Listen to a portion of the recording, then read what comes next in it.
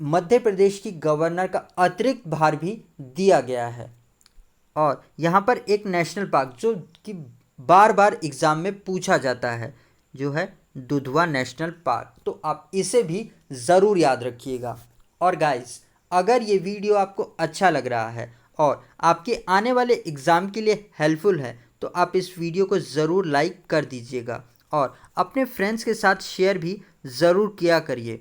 और अगर आप इस वीडियो को पहली बार देख रहे हैं तो आने वाले वीडियोस के नोटिफिकेशन के लिए आप इस चैनल को ज़रूर सब्सक्राइब कर लीजिएगा।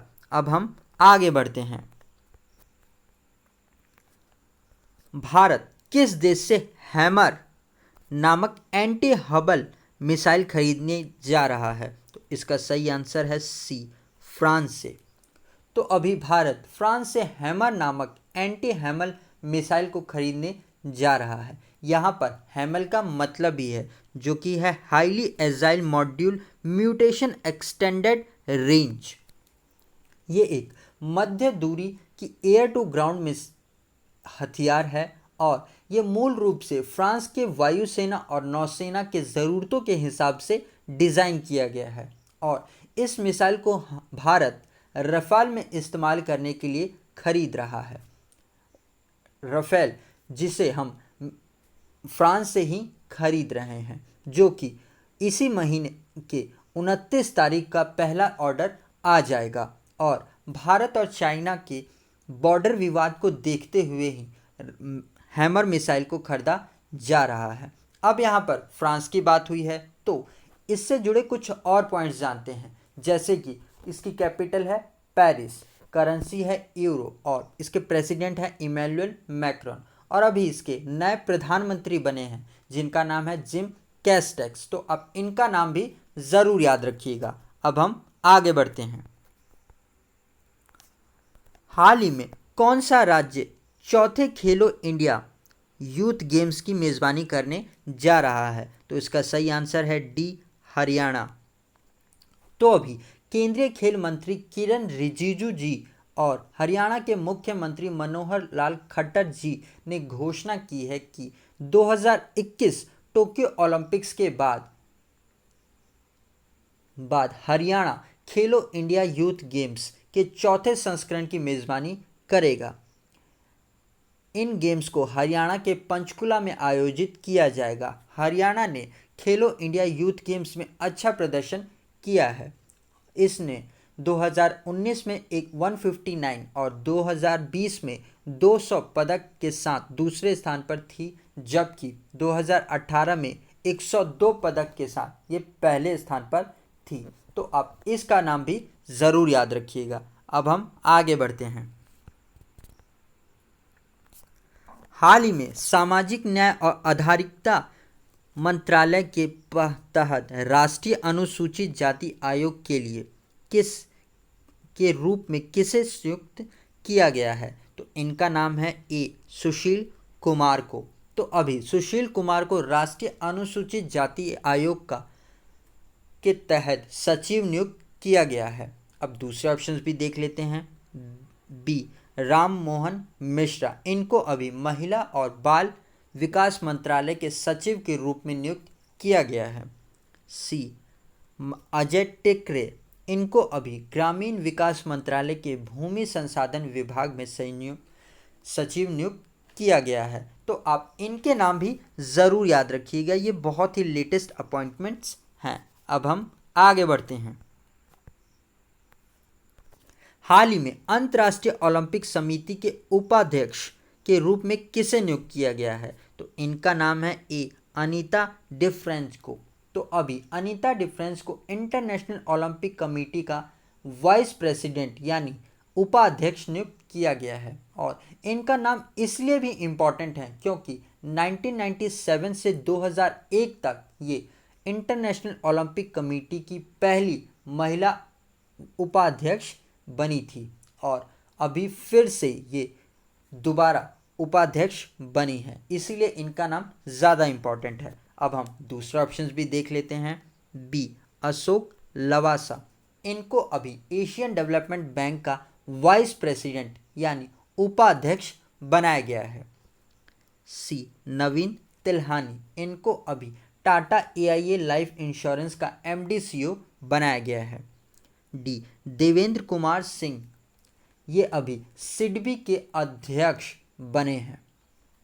अब क्वेश्चन में बात इंटरनेशनल ओलंपिक कमेटी की है, तो यहाँ इससे 2 पॉइंट्स ज़रूर याद रखिएगा कि इसका हेडक्वार्टर है ल्यूसेंस स्विट्ज़रलैंड में और इसके प्रेसिडेंट हैं थॉमस बैच। और अभी इंडियन इंटरनेशनल ओलंपिक कमेटी के हेडक्वार्टर की बिल्डिंग को 2020 के US green building leadership award से सम्मानित किया गया था और 2022 में के ढाका यूथ ओलंपिक होने वाले थे, जिसे अभी 2026 तक के लिए स्थगित कर दिया गया है। तो आप इस पॉइंट को भी ज़रूर याद रखिएगा।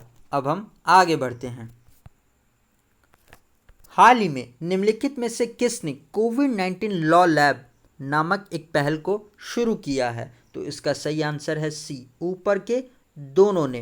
तो अभी वर्ल्ड हेल्थ ऑर्गेनाइजेशन और यूनाइटेड नेशंस डेवलपमेंट प्रोग्राम ने कोविड-19 लॉ लैब नामक पहल को शुरू किया है और इस पहल का उद्देश्य यह सुनिश्चित करना है कि इस कोविड-19 महामारी के समय में कौन सा देश किस तरीके से अपने व्यक्तियों और समुदाय के स्वास्थ्य की भलाई कर रहा है, उसके लिए क्या क्या कदम उठा रहा है, उस बातों को सुनिश्चित करना है।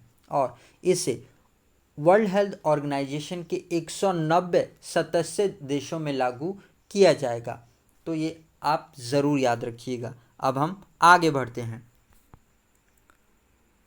किस वर्ष तक भारत में स्थापित विद्युत उत्पादन क्षमता का 60% अक्षय ऊर्जा से हो जाएगी? तो इसका सही आंसर है डी, 2030 तक। तो अभी बिजली और नवीन व नवीकरणीय ऊर्जा मंत्री RK सिंह ने घोषणा की है कि 2030 तक भारत में जितनी भी बिजली पैदा हो रही है उसका 60% रिन्यूएबल एनर्जी सोर्स से होने लगेगा 2030 तक। और अभी भारतीय रेलवे ने भी अपने आप को पूरी तरीके से इलेक्ट्रीफाइड करने की घोषणा की है 2030 तक। तो आप इस पॉइंट को ज़रूर याद रखिएगा कि 2030 में एक तो विद्युत 60% की हो जाएगी और भारतीय रेलवे भी 100% का हो जाएगा। अब हम आगे बढ़ते हैं। हाल ही में किस राज्य सरकार ने भारत की पहली शहद प्रशिक्षण प्रयोगशाला स्थापित की जा रही है? तो इसका सही आंसर है सी, गुजरात में। तो अभी गुजरात के आनंद ज़िले में भारत की पहली शहद प्रशिक्षण प्रयोगशाला को स्थापित किया जा रहा है। इसे आनंद ज़िले के नेशनल डेयरी डेवलपमेंट बोर्ड में स्थापित किया जाएगा। इस नए लैब को खाद्य सुरक्षा नियामक FSSAI द्वारा निश्चित मापदंडों के अनुसार शहद का प्रशिक्षण किया जाएगा, जिसमें शहद की शुद्धता, मिलावट, रासायनिक पदार्थों, अश्वेतों, भारी धातुओं की जांच की जा सकेगी, जिससे कि आने वाले समय में शहद के निर्यात को बढ़ावा दिया जा सके और किसानों को भी ज़्यादा से ज़्यादा फ़ायदा पहुंचाया जा सके। अब हम आगे बढ़ते हैं। हाल ही में किस भारतीय लीग को प्रतिष्ठित विश्व लीग फोरम में शामिल किया गया है? तो इसका सही आंसर है ए, इंडियन सुपर लीग को। तो अभी इंडियन सुपर लीग को प्रतिष्ठित वर्ल्ड लीग फोरम में शामिल किया गया है और ये इसके साथ ही ये वर्ल्ड लीग फोरम में शामिल होने वाली एशिया की 7वीं लीग बन चुकी है। वर्ल्ड लीग फोरम ये पेशेवर फुटबॉल लीग का संघ है, जिसमें ला लीगा और बुंदेसलीगा लीग जैसे लीग भी शामिल हैं और वर्तमान में इसमें 5 महाद्वीपों में के दुनिया भर के 1200 क्लब शामिल हैं। तो आप इसे भी ज़रूर याद रखिएगा। अब हम आगे बढ़ते हैं। तो गाइज़, ये वीडियो आपको कैसा लगा कमेंट सेक्शन में लिख के ज़रूर बताइएगा। और अगर अभी तक आप इस वीडियो को लाइक करना भूल गए हैं तो आप अभी ही लाइक कर दीजिए और आप इस वीडियो को ज़रूर शेयर करिएगा अपने फ्रेंड्स के साथ में। और अगर अभी तक आपने इस चैनल को सब्सक्राइब नहीं किया है तो आने वाले वीडियोस के लिए आप इस चैनल को सब्सक्राइब ज़रूर कर लीजिएगा। और अगर आप इस वीडियो का पीडीएफ लेना चाहते हैं तो आप हमारे टेलीग्राम चैनल से जुड़कर ले सकते हैं। आज के लिए इतना ही। Thanks for listening.